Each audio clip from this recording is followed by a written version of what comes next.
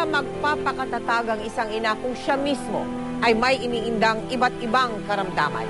Gaya na lamang ng 32 taong gulang na si Jobeling Matandak, nakilala ko siya na magtungo ako sa Davao noong Agosto.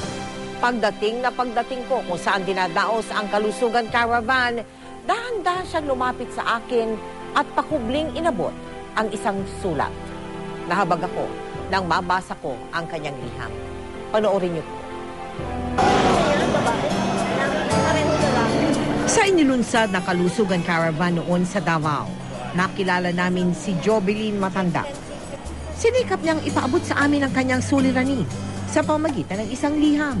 Kagabi pa lang, sinulat ko na yun. Sabi ko, Lord, sana matanggap niya at may pagkataon sana ako na maibigay itong sulat. Kahit hindi nakalagay sa sobre. Lumusot ako sa ilalim, inabot ko sa kanya. Buti nga, lumingon si Mamil.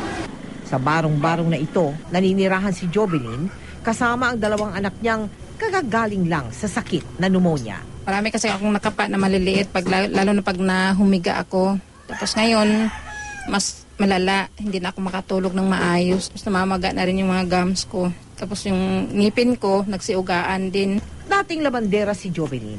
Pa-extra-extra naman bilang construction worker ang kanyang mister.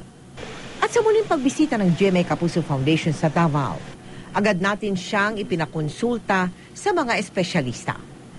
Una natin siyang dinala sa isang EENT specialist.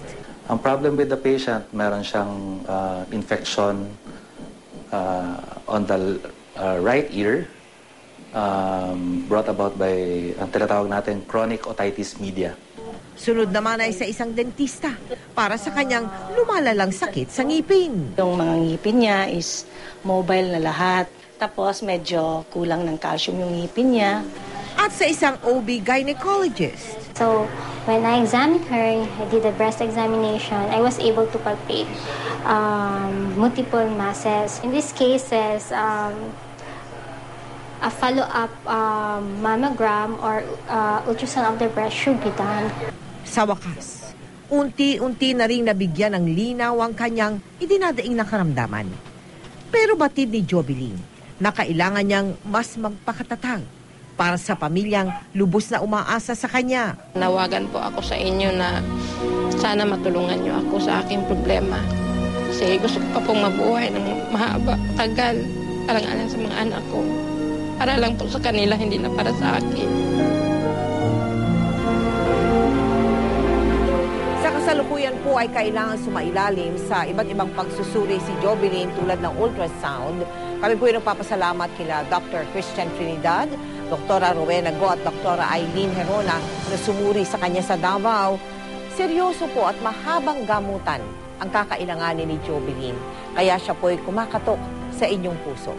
Maaari po kayo magsadya sa aming tanggapan para sa inyong mga donations o kaya magdeposito sa aming mga bank account o sa anumang sangay ng Cebuana Luwalier. Maaari ding mag-log on sa www.kapusofoundation.com.